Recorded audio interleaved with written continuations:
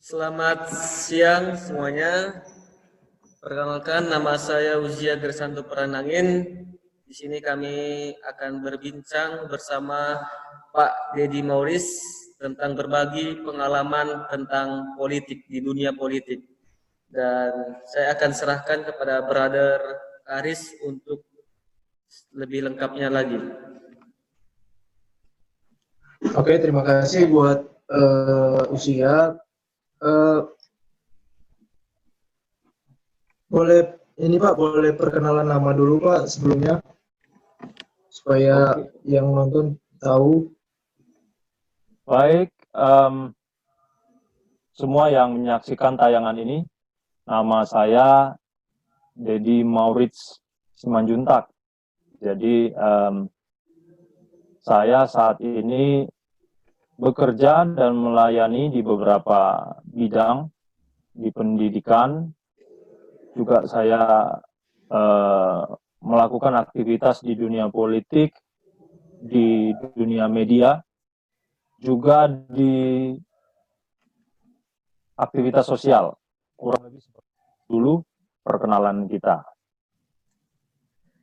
Baik Pak. Ya. Oke, kalau boleh tahu sekarang kegiatan Bapak apa? Iya. Kegiatan yang Bapak lakuin sekarang itu seperti apa? Di politik ya. Selain memang saya di politik bisa mengurus organisasi partai, juga di beberapa ormas saya juga aktif di sana. Dan kemudian saya coba mengkombinasikan antara kegiatan sosial yang dipadukan dengan aktivitas politik, dan apa yang saya lakukan itu saya publish ke masyarakat, baik melalui media online maupun juga mungkin melalui media sosial. Oh, berarti kegiatan Bapak itu adalah seperti kegiatan di media online, mungkin juga terjun ke masyarakat juga. Tapi kalau boleh tahu Pak, Bapak ini bergabung dengan partai apa, dan juga posisi Bapak di partai sebagai apa? Saya di Partai Solidaritas Indonesia, saya di DPC Medan Selayang, Kota Medan. Kalau boleh tahu Pak, alasan Bapak ingin terjun ke dunia politik itu seperti apa, dan mungkin ada nggak hal-hal yang bikin Bapak tertarik ketika Bapak masuk ke dunia politik? Terus terang saat ini yang menjadi permasalahan di bangsa kita adalah krisisnya kepemimpinan, krisis pemimpin bersih. Dan kemudian masuk ke dunia politik bagi saya adalah sebuah panggilan hidup. Kita melihat fakta yang terjadi hari-hari ini, ada begitu banyak ya orang-orang yang mengambil keputusan, orang-orang yang memiliki wewenang justru menyalahgunakan kewenangan yang dia miliki itu untuk kepentingan pribadi. Kita langsung kepada fakta yang terjadi.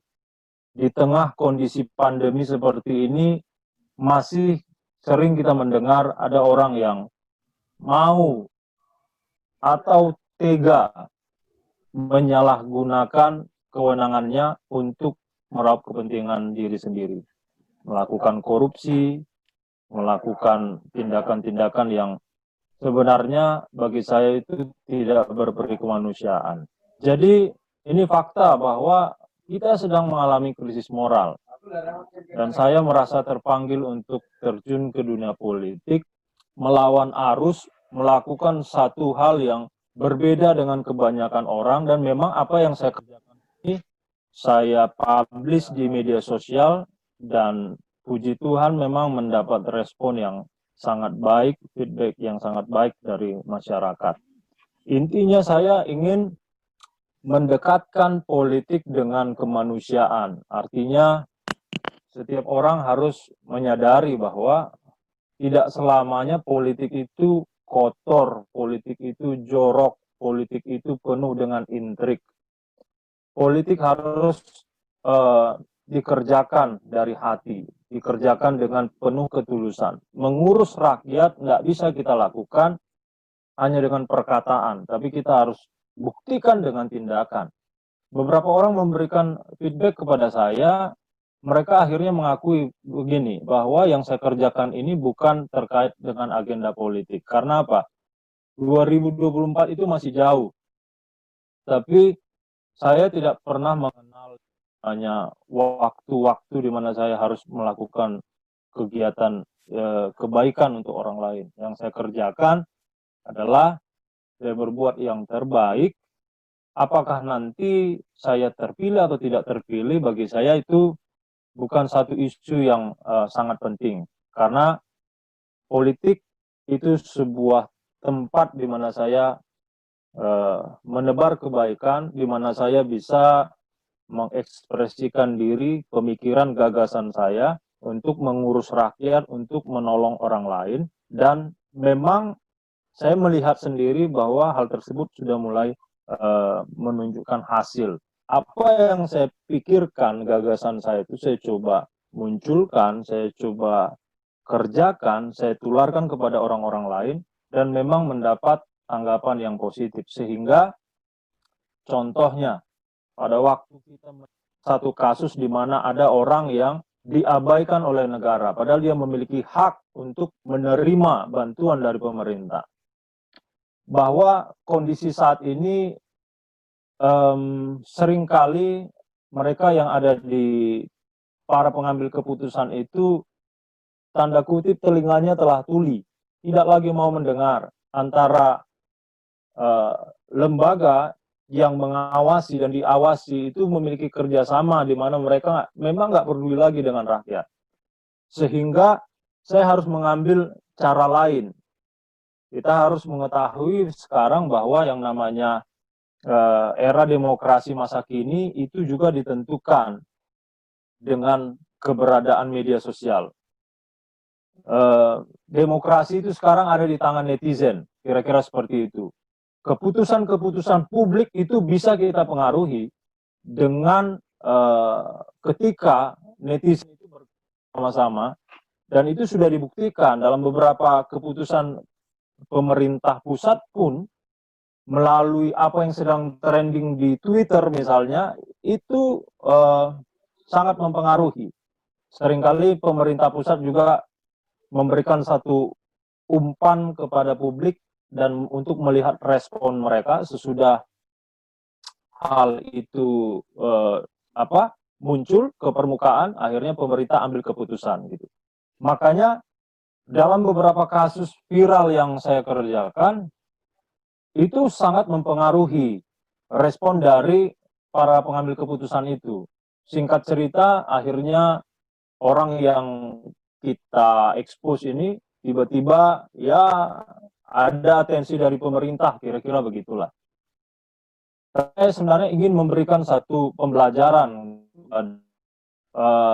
mungkin edukasi lah, edukasi pokoknya orang-orang muda yang menyaksikan aksi-aksi saya, dan mereka ada yang terus terang, ada yang melalui inbox menghubungi saya di Facebook, menyatakan ketertarikannya terhadap apa yang saya kerjakan.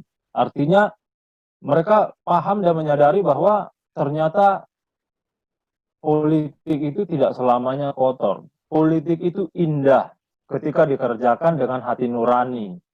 Kenapa? Orang yang kita bantu itu akhirnya mendapat perhatian dari pemerintah. Kebanyakan begini, politisi itu kalau bantu orang lain itu semata-mata untuk pencitraan. Selesai dia kasih bantuan, dia pergi gitu. Itu diekspos di media. Kalau yang saya lakukan tidak seperti itu. Harus sampai selesai, harus sampai tuntas. Ketika yang terakhir kali kita bantu itu tidak memiliki tempat tinggal, kita lempar publik, dan ternyata ada yang mau menyiapkan rumah yang baru, dan kita pindahkan orang tua tersebut. Sampai hari ini dia mendapatkan tanggapan yang sangat baik dari berbagai orang. Satu hari ini saya sudah terima, padahal ini dua minggu yang lalu ya masalahnya. Tapi sampai sehari ini 2 orang menanyakan kepada saya alamat orang yang saya bantu untuk mereka bisa memberikan bantuan kepada si ibu yang saya ceritakan tadi. Jadi memang yang mau saya katakan di sini adalah saya mau berikan sebuah pemahaman politik baru bahwa politik ini satu tempat untuk melayani, satu tempat untuk menolong orang lain, satu domain ya kehidupan di mana kita bisa kebijakan, karena memang posisi saya sekarang kan bukan sebagai pengambil keputusan, tapi kita bisa pengaruhi, dan suatu saat nanti ketika kita sudah ada di puncak kepemimpinan, karakter itu sudah terbentuk gitu. Karakter bahwa kita peduli dengan masyarakat karena memang kita telah mengerjakannya dari bawah, bukan ujuk-ujuk, bukan tiba-tiba, tapi memang kita sudah mengerjakan ini bertahun-tahun, sehingga karakter peduli itu melekat di dalam diri kita. Jadi begitu, Karis. Iya, baik Pak. Mau bertanya lagi nih Pak. Ini kan anak-anak muda sekarang ini kan sudah mulai banyak yang tertarik ke dunia politik, tapi masih ada juga beberapa anak muda yang tidak tertarik dengan politik. Menurut Bapak sendiri, bagaimana cara Bapak untuk menarik anak-anak muda tersebut? Karena kan sebelumnya itu mindset anak-anak muda yang tidak tertarik dengan politik itu berpikir bahwa politik itu kotor dan politik itu tidak akan mungkin bisa dibersihkan secara gampang.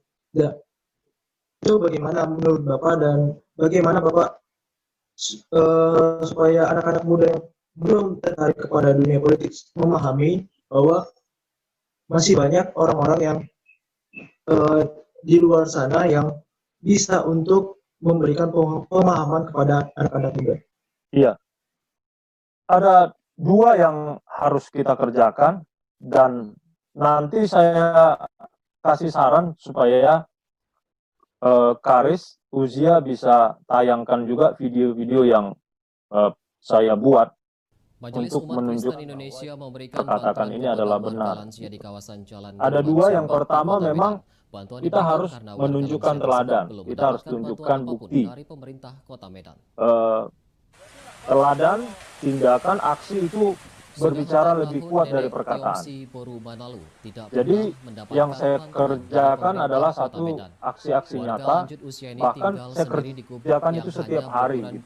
Dan terbukti seperti yang saya ceritakan tadi, ada beberapa orang anak muda yang akhirnya menghubungi saya, minta untuk dilatih, diajar di kader, diikut sertakan di dalam kegiatan-kegiatan saya. Itu satu contoh uji coba yang saya lakukan berhasil. Bahwa ketika ada seorang yang berani untuk ambil keputusan berada di posisi terdepan, akan banyak orang lain yang mengikutinya. Ya, semua orang tahu tentang prinsip itu, prinsip keteladanan. Yang kedua, konsistensi. Semua orang sudah menaruh curiga terhadap apa yang terjadi di dunia politik. Mereka akan berkata seperti ini, itu kan pencitraan, itu kan tujuannya untuk kekuasaan, itu kan karena mau pemilu. Tapi yang saya lakukan konsistensi bahwa seperti yang saya katakan tadi, ini mengurus rakyat ini harus dikerjakan dari dalam hati. Jadi kita memang memadukan antara aktivitas sosial dengan politik. Akhirnya muncul satu gerakan namanya politik kemanusiaan. Kalau konsistensi ini kita tunjukkan, akhirnya banyak anak-anak muda akan sebenarnya yang saya kerjakan ini bukan bermotif memiliki agenda politik tertentu yang semata-mata hanya untuk sebuah kekuasaan. Tidak seperti itu. Nah, makanya kalau orang sebut bahwa politik kotor itu seperti lingkaran setan, kita buat lingkaran baru, kira-kira seperti itu. Kejahatan, korupsi itu bisa terjadi ketika ada beberapa orang jahat yang berkumpul bersama-sama, bekerja sama untuk melakukan aksi mereka. Saya yakin pekerjaan baik bisa kita kerjakan ketika ada beberapa orang baik yang bekerja sama juga untuk melawan arus dan menjadi antitesa dari apa yang dikerjakan oleh politisi-politisi kotor tersebut. Makanya saya memiliki pemikiran ketika saya ada di posisi terdepan, orang lain mengikuti, anak-anak muda itu akan tertarik ketika mereka melihat bukti dan konsistensi. Kira-kira begitu. Oke, baik Pak. Mau bertanya lagi Pak, ini kan ya masih lama sih Pak pemilu tahun 2004. Ya. Tapi bagaimana sih strategi Bapak kalau misalnya Bapak pengen maju lagi ke caleg? Mungkin strategi Bapak dalam merekrut anak-anak muda atau mungkin menarik pemilih yang begitu mayoritas beragam-ragam suku, beragam-ragam agama, mungkin ada nggak sih yang pengen Bapak tampilkan lebih beda lagi dalam pemilihan legislatif tahun 2024, misalnya Bapak mencalonkan diri lagi? Ya. Ada strategi yang Bapak seperti ini. Kalau saya mau duduk di dunia legislatif, harus dipastikan bahwa saya berada di sana dalam keadaan tanpa beban. Yang dimaksud tanpa beban adalah saya mengeluarkan kos politik tinggi sehingga akhirnya nanti saya harus berupaya mati-matian untuk mengembalikan uang yang sudah saya keluarkan. Kalau saya menggunakan cara-cara money politik, yang terjadi adalah di sana saya nggak akan bisa bicara. Karena dari awal sudah rusak, dari awal sudah tidak baik. Hasilnya pasti tidak baik. Terus terang bisa saya katakan, saya tidak tahu di daerah lain, tapi saya yakin kurang lebih sama. Di Medan, kita belum proses berdemokrasi yang jujur yang dilakukan dalam pemilu. Saya tahu apa yang sedang terjadi pada waktu itu. Tapi ya ini realitanya. Sehingga sangat wajar kalau wakil rakyat itu nggak bisa buat apa-apa dan tidak bisa berkata-kata apa ketika mereka sudah berhasil ada di posisi mereka. Jadi cara yang saya kerjakan, saya memang harus mulai dari awal, mulai dari dasar, dan kemudian mulai membangun simpul-simpul di berbagai tempat, yaitu merekrut sebanyak mungkin anak-anak muda idealis yang mau berjuang bersama-sama dengan saya. Jadi kemarin saya memang sudah merencanakan dan saat ini dalam proses, saya sedang cari sekian ratus anak-anak muda untuk saya kader dan saya latih, dan mereka nanti mungkin yang akan menjadi, bisa dikatakan, tim sukses saya. Memang mereka bukanlah orang yang saya bayar dan saya gaji, kira-kira gitu.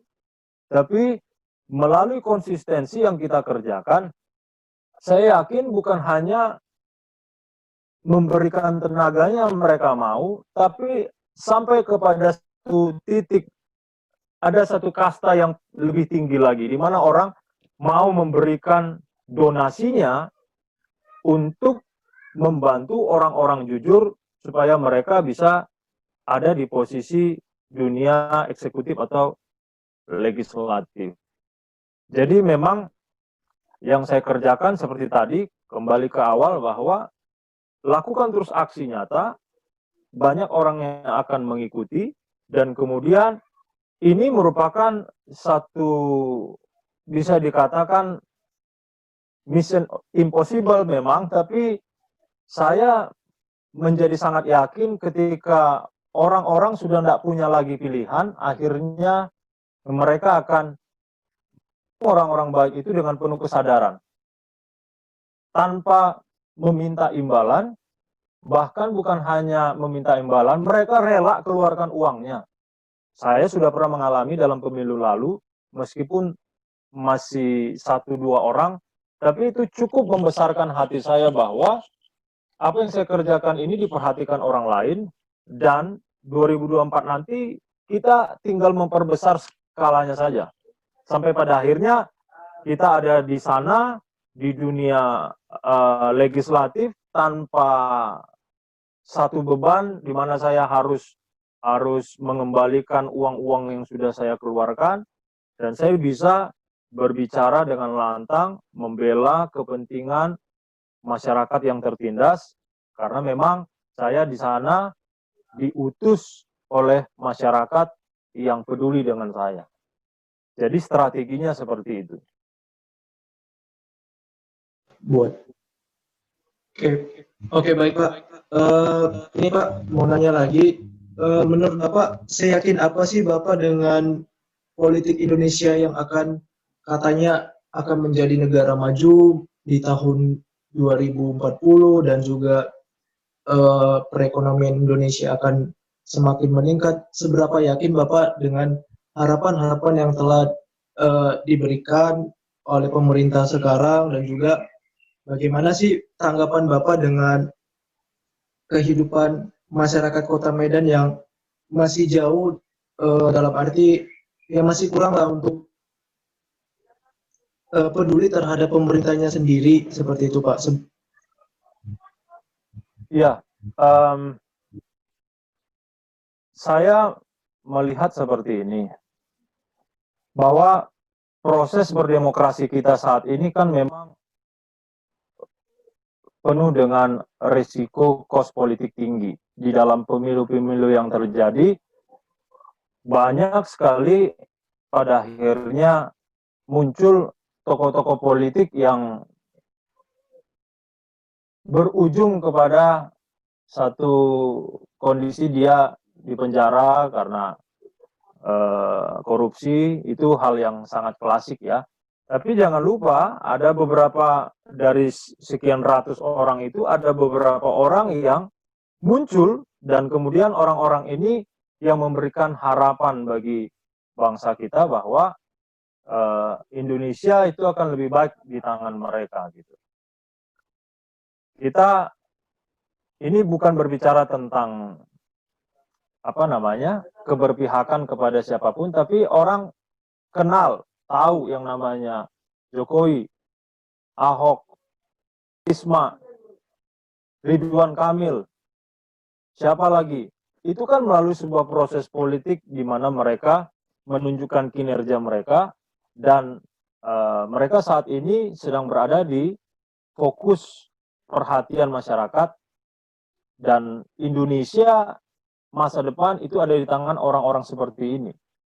Makanya saya optimis ketika semakin banyak orang-orang baik yang memang berada di posisi-posisi penting pemerintahan itu nanti. Nah, berbicara tentang apa yang kamu sampaikan tadi tentang masyarakat Kota Medan yang gimana tadi, masih apatis ya dengan pemerintahannya ya. Iya, yang tidak peduli. Kembali, masalah kita sekarang adalah krisis kepemimpinan. Satu Indonesia tahu bahwa Kota Medan itu wali kotanya langganan masuk ke penjara karena kasus-kasus korupsi. Angka golput tertinggi salah satunya itu di Kota Medan dalam pemilu yang lalu. Itu kenapa? Karena memang orang nggak percaya lagi. Ya, sekali lagi di sini epicentrum masalahnya terletak pada kita nggak punya pemimpin. Kita butuh pemimpin-pemimpin baru, gitu. Pemimpin-pemimpin yang mau membawa perubahan.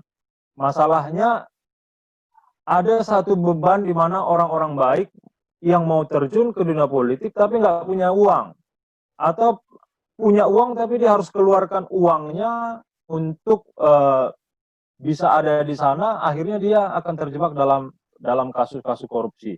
Nah, permasalahan-permasalahan ini kan memang harus dituntaskan. Saya memang bukan dalam posisi yang sempurna, tapi saya coba mulai dari awal, mulai dari dasar, ya puji Tuhan mereka melihat ada harapan bahwa dari respon-respon yang saya terima, mereka katakan bahwa orang-orang seperti yang saya kerjakan inilah orang-orang seperti yang memang patut untuk kita dukung pada masa mendatang. Jadi semua terletak kepada seberapa banyak orang baik yang akan menduduki posisi penting di pemerintahan. Itulah harapan bagi perubahan Indonesia. Selama pemerintahan dikuasai oleh, ada istilahnya disebut dengan mafia dominasi state. Jadi negara itu dikendalikan oleh sekelompok mafia gitu. Ada pengusahanya, ada penguasanya, dan ada orang yang memegang kendali di dunia keamanan. Jadi itu berkolaborasi, ya, penegak hukum dengan penguasa, dengan pengusaha, gabung jadi satu, terjadilah korupsi. Jadi selama lingkaran itu dikuasai oleh orang-orang jahat, ya memang dunia perpolitikan dan pemerintahan kita nggak pernah berubah. Tapi kalau orang baik mau terjun ke sana dan kemudian mulai membawa pengaruh di sana, saya yakin itu lingkaran bisa diputus gitu. Makanya saya selalu mendorong orang-orang muda, ayo, bahwa nggak ada cara lain untuk mengubah bangsa ini selain kita memang harus masuk ke dunia politik. Begitu. Oke, baik Pak. Ini pertanyaan terakhir Pak, karena durasi Zoom-nya juga tinggal 10 menit lagi. Iya. Ini Pak, seberapa siapkah Bapak untuk melawan orang-orang yang tidak suka dengan Bapak, atau mungkin nanti ketika Bapak maju ke Pileg tahun 2024, ini kan banyak orang-orang yang ambisi dan juga pengen bahwa dia ingin terpilih dengan cara-cara yang tidak baik dan ingin menjatuhkan Bapak. Seberapa siap Bapak untuk mengatasi seperti itu, dan bagaimana Bapak untuk caranya untuk mengatasinya supaya orang-orang itu tidak bisa menjatuhkan Bapak seperti itu, karena kan banyak yang tidak suka dengan hal-hal yang baik dalam dunia politik. Ya, krisis yang terjadi sekarang adalah krisis negarawan. Kita punya banyak politisi, tapi kita nggak punya negarawan. Negarawan itu adalah mereka yang sudah selesai dengan dirinya, yang mau mengabdikan dirinya untuk bangsa dan negaranya. Di dalam kepercayaan saya sebagai seorang Kristen, bahwa saya meyakini kehidupan sesudah kematian itu dijamin oleh Tuhan saya. Jadi seharusnya nggak ada yang perlu saya takutkan. Bahwa setiap orang pasti akan mati. Bahwa dunia politik penuh dengan resiko, itu pasti. Ya. Dalam beberapa kasus pernah saya lakukan, ada pelanggaran hukum yang dilakukan oleh sekelompok orang di sekitar rumah saya. Dan itu saya protes, saya keberatan, saya sampaikan kepada pemerintah. Akhirnya tempat usaha mereka didatangi oleh aparat dan kemudian disegel pada waktu itu sampai mereka bisa menuntaskan administrasi negara yang harus mereka bayar. Saya didatangi oleh beberapa orang preman, rumah saya diintimidasi, dilempari dengan batu. Itu sudah pernah saya alami. Tapi itu memang kembali melatih mental bahwa kalau kita mau berjalan lurus, risiko apapun harus berani ditanggung. Dan untuk bisa melakukan hal tersebut, sekali lagi, beban, nggak bisa ada beban. Jadi kalau saya datang di dunia legislatif nanti dengan kos politik yang rendah, ya, dan kemudian dengan karakter keberanian yang memang sudah terbentuk, meyakini bahwa hidup dan mati ini di tangan Tuhan. Dan walaupun saya mati akibat sesuatu yang saya kerjakan demi kebaikan orang banyak, semua agama meyakini hal tersebut adalah hal yang baik. Sehingga bisa dikatakan, apa istilahnya, martir, syahid, atau apapun itu orang mengakui bahwa ini hal yang baik. Jadi keyakinan itu memang harus terbangun di dalam diri kita untuk kita bisa melakukan tindakan-tindakan yang melawan arus. Kalau tidak punya keyakinan itu, apalagi yang bisa kita andalkan? Ya, kita ada di sana hanya untuk orang-orang yang sekedar mengambil posisi tanpa berdampak kepada masyarakat. Makanya kembali kepada yang tadi saya katakan, keyakinan dasar saya apa?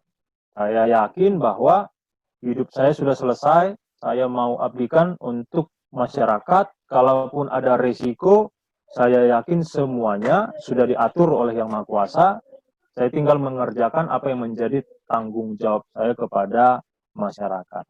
Sehingga saya mengerjakannya tanpa semacam ada hitung-hitungan dan lain sebagainya. Jadi inilah kira-kira pandangan saya untuk saya bisa bagikan sama anak-anak muda. Semoga pengalaman politik yang Bapak bagikan kepada saya, kepada usia dan kepada orang yang akan menonton ini, mudah-mudahan mereka bisa memahami bahwa ya memang masih ada orang-orang di luar sana yang baik dan peduli terhadap masyarakatnya sendiri, khususnya di Kota Medan. Mungkin ada tambahan lagi dari usia atau pertanyaan? Saya satu aja Pak, saya mau bertanya, mumpung durasi juga. Selama Bapak duduk di kader Partai Solidaritas Indonesia, apa gebrakan-gebrakan yang sudah Bapak buat selama duduk di kader SI, dan apalagi Bapak sebagai Ketua DPC Simpang Selayang, Kecamatan Selayang. Medan Selayang. Ya. Salah satu yang bagi saya itu pencapaian yang luar biasa. Kita pernah menangani satu kasus di mana ada bayi gizi buruk di Kecamatan Medan Selayang. Bayangkan di kota Medan masih ada bayi gizi buruk gitu. Dan waktu itu kita advokasi, itu memang saya sendiri sangat kaget dengan respon dari publik. 2 juta orang yang menonton tayangan di medsos kita. Sampai-sampai dari London ada seorang netizen mengirimkan uangnya untuk membantu, terkumpullah sekitar 100 juta pada waktu itu. Sayang si bayi meninggal dunia, tapi setidaknya memberi pembelajaran kepada pemerintah bahwa aparatur di bawah itu belum tentu bekerja dengan baik. Dia, anak bayi ini tidak bisa berobat karena administrasi kependudukan yang dipersulit. Sulit untuk bisa mengakses itu. Itu yang menjadi penyebab akhirnya terlambat ditangani. Sesudah muncul ke permukaan, semua dipermudah. BPJS dipermudah, puskesmas datang, tapi sayang si bayi meninggal dunia. Dan untuk yang mendekat, yang akan kita kerjakan nanti dari PSI Medan Selayang, kita akan melakukan penyemprotan desinfektan ke fasilitas-fasilitas umum, juga mungkin ke gereja-gereja, atau bahkan ke masjid. Kalau nanti pintu-pintu itu terbuka, kita akan kerjakan. Jadi memang aksi-aksi baik harus kita lakukan kalau kita memang mau berbuat sesuatu bagi kota kita. Gitu kira-kira. Terima kasih untuk pertanyaan yang luar biasa. Oke, cukup sekian yang dapat kami pertanyakan kepada Bapak, dan banyak sekali pelajaran-pelajaran yang didapat dalam pengalaman politik Bapak selama Bapak terjun langsung ke masyarakat. Saya juga sudah menonton, melihat kegiatan-kegiatan Bapak selama di masyarakat waktu Ibu Boru Tomsia Simanjuntak, sudah saya lihat, dan Manalu. Ya. Saya lihat betapa sedihnya kita sebagai masyarakat melihat keadaan-keadaan di sana yang tidak terjangkau oleh pemerintah. Nah, jadi di sini saya akan akhiri perbincangan kita pada sore hari ini. Biarlah banyak penonton yang melihat tayangan ini semakin diberkati dan menyadarkan mereka